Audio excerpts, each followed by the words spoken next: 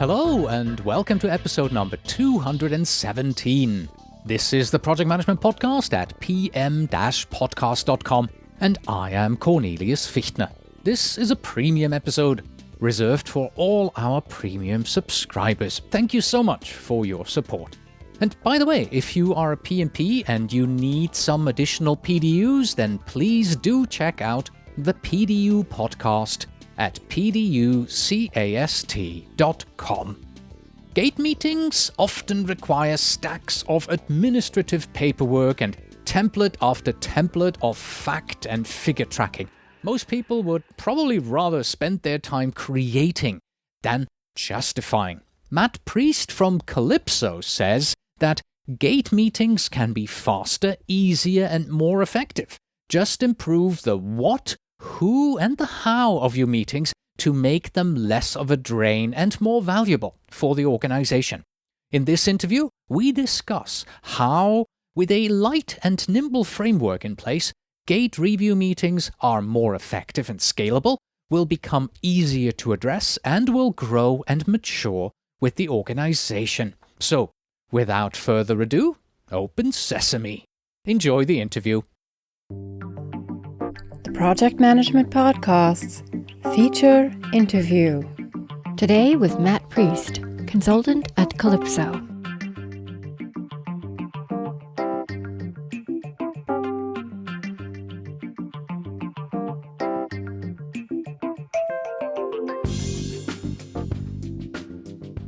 Hello, Matt, and welcome back to the Project Management Podcast. Thanks, Cornelius.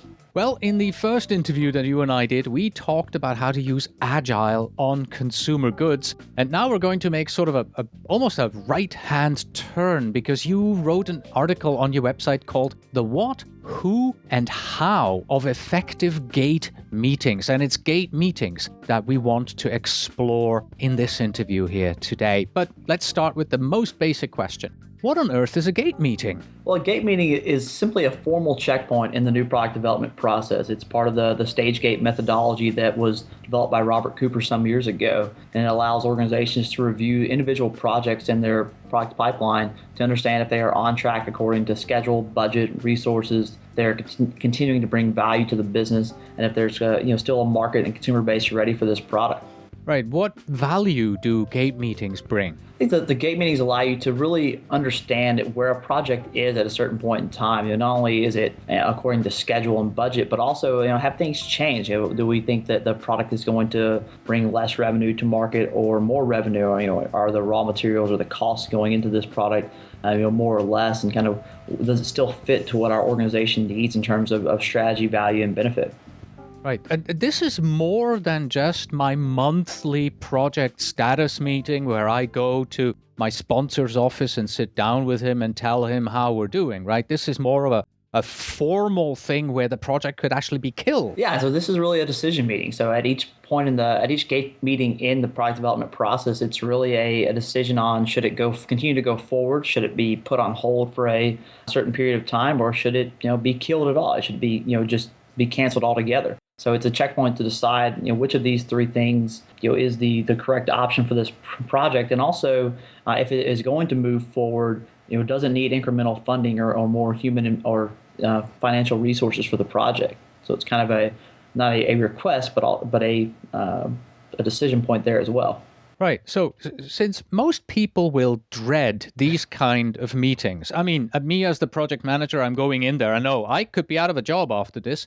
And everybody who's sitting out in the team room, the developers, the workers, the other team members, they kind of know, oh my God, they're now making a decision whether or not I have a job tomorrow. Can we just skip the whole process altogether here, please? Well, skipping the process, would allow the projects to continue when, they may need to be ended. It's not anybody's fault sometimes when a project is ended. It's just sometimes the market or the consumer has changed throughout the course of the development cycle, and maybe a competitor beats you to the market, and it's, hey, we're not going to invest any more funding into this product because the market doesn't exist anymore. And so it's definitely a point in time and a meeting that needs to be had in order to assess the benefit of a project going forward and getting launched in market. I've been lucky in regards to these gate meetings. Never had to attend one because my projects were always short duration projects, 6 to 12 months. Usually there are no gate meetings there. Have you attended gate meetings? What's your personal take on them? Yeah, the gate meetings I've attended in the past, some are very well, and some don't do so well. I think the ones that don't do so well is simply lack structure and substance in the meeting. They end up being kind of like what you said earlier, just a typical status update. And there's no real decisions that are made, and there's those kind of 5-minute status update type meetings. That gate meeting should have a specific outcome depending on what stage it's at in the product development process. And due to that, that's when the meeting should be held, and there should be a definitive yes, no decision at the end on whether or not the project continues and what kind of funding it receives if it's getting incremental funding. When should you hold such a gate meeting? So gate meetings are typically held at the end of each stage of development. While those stages kind of vary from organization to organization depending on how they've structured their development process. Kind of the typical 5-stage approach is there's a concept stage, then there's the feasibility and planning stage, the design stage, the test stage, and then the launch is the final stage. So those 5 stages can vary and be more or less depending on the type of project. If it's a minor support project or if it's a new to the world innovation that's going to require, maybe it's in something like medical device or pharmaceuticals, it's going to require a lot of regulatory and kind of FDA type approval. There may be more stages built in to handle that. And who would you invite to such a meeting? So the gate meeting is usually attended by a few members of the project team, probably the project leader, and then maybe 1 or 2 functional specialists, depending on what stage the product is at, or what gate rather. And then you also have the members of the governance team that are going to attend this as well. And this is kind of your cross-functional leadership group that makes decisions on whether or not the project should continue. And then outside of the people that are representing the project team and the people that are making decisions, you also have your innovation process manager that is responsible for the entire phase gate process. This person would take the responsibility to ensure the project team is ready and that they have whatever deliverables are required at that particular gate turned in before times where they can be sent on to the governance team for review. And they also kind of help facilitate the meeting as a whole and communicate any decisions down to the entire project team. Right. Let's look at this from the perspective of me, the project manager, right? My gate meeting is coming up in a few days. I'm getting ready, prepared. What recommendations do you have for me? How do I prepare? What do I prepare? Yeah, if your phase gate process is defined, adequately, you should have a predefined template of sorts of what information is required for the next gate meeting. This template should be completed and submitted to that innovation process manager, and then he or she will disseminate that to the governance team prior to the meeting. For example, what would be required, by gate 2, which is the gate prior to going into the design stage for most organizations, you'd want, an integrated project plan that's got not only your schedule and your budget and your financial plan, but also kind of your functional strategies for getting this done and the project contract for design. You want the full design document, which has got your specs and your requirements for the product, any IP or kind of regulatory assessment. You want your preliminary concept board with kind of the tested and approved marketing language. And then any of the ongoing kind of technical feasibility, commercial success, and risk assessment documentation, not only with the risks that you may be facing in those areas, but also your mitigation strategy going forward. Sounds like a lot of work. Well, it's a lot of work, but at the same time, it's a lot of information that you kind of set up at the beginning of your project when you're doing your investigation to whether or not your organization can feasibly, make this happen, not only from your capability standpoint, but also will it be accepted in the marketplace. And it's just things that need to be continued to be updated and looked at. Are your finances on track, or do you need more funding? Are you on track according to your original schedule? It has the overall strategy of organization or your particular business unit changed. Are the design specs changing? And these are things that your different functional leaders are going to have to continue to stay on top of, whether they're the financial analyst working on the budget or it's the R&D engineer who is actually building the product. He's going to always have an updated spec and requirement sheet. It's just making sure that you have the most up-to-date version and have that turned into your to the governance team.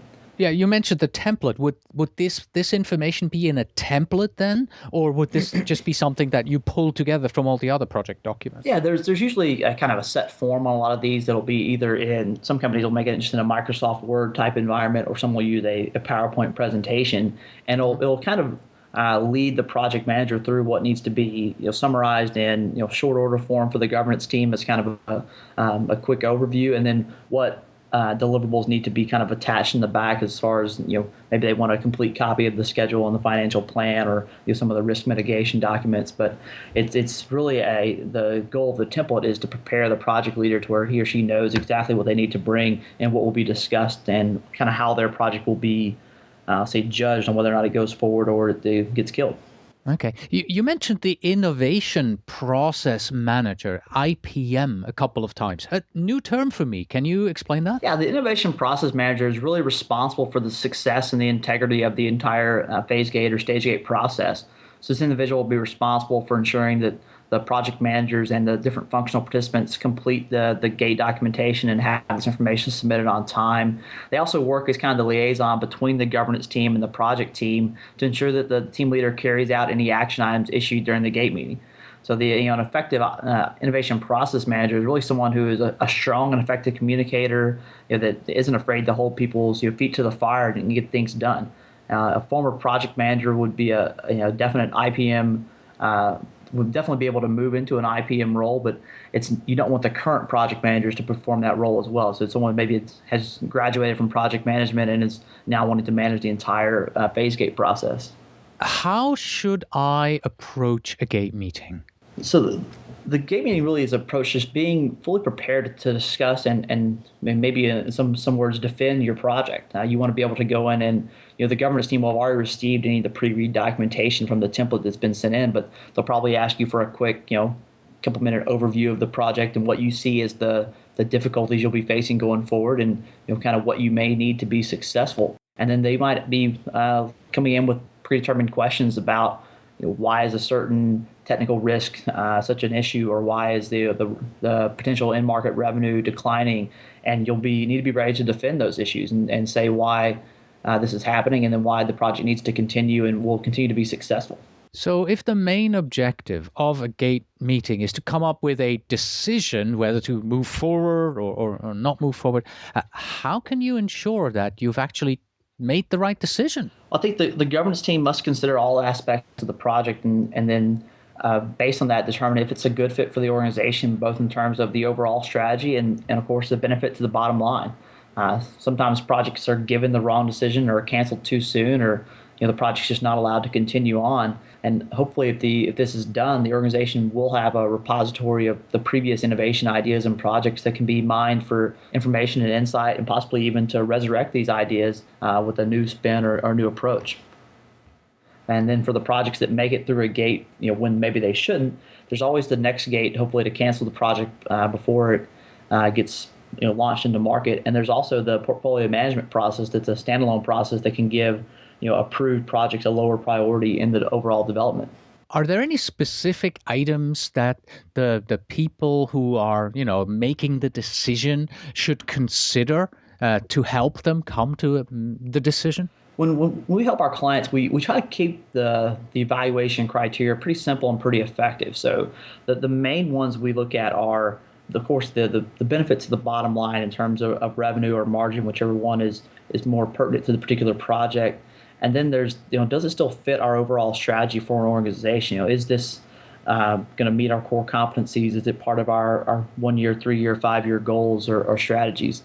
So those are two things that we weigh pretty heavily.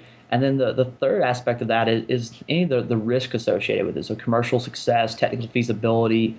If it's a low probability of success and we're throwing in a lot of money to build this, are we perhaps maybe just throwing money away if it's not possible to complete this project? All right. Final question for you. Can you give us some tips, basic rules, guidelines? Do you have a process that we can follow to ensure a successful gate meeting? I think effective gate meetings start with an effective phase gate or stage gate process, and that is a kind of a standardized approach for different project types in your organization. So maybe you have a short 2 or 3 stage development process for simple support and extension projects, and then you have a 5 stage or longer process for your new to the world or kind of new expansion projects. And I think to be successful with that, the project manager has to know what's expected of him or her with a given stage or a given gate. And so that would be standardized evaluation criteria to where I know what I'm being judged against. It's kind of defined consistently across the organization to where what is considered value and benefit at gate 1 is not going to change at gate 4. I think having these consistent and kind of predetermined evaluation criteria allow the meetings to be objective and not kind of subjective on qualitative data. So with the detailed objective information for each gate meeting, the project team produces a pre-read that allows the governance team to understand really where the project is, where it's headed, and what it needs to be successful. Right. I said this was the last question, but let me throw this next one in here anyway, because towards the end of the article that you wrote about this whole, you talked about the fact that you, Calypso, you have a quick start model, Nova PPM, predefined gate model with templates and deliverables.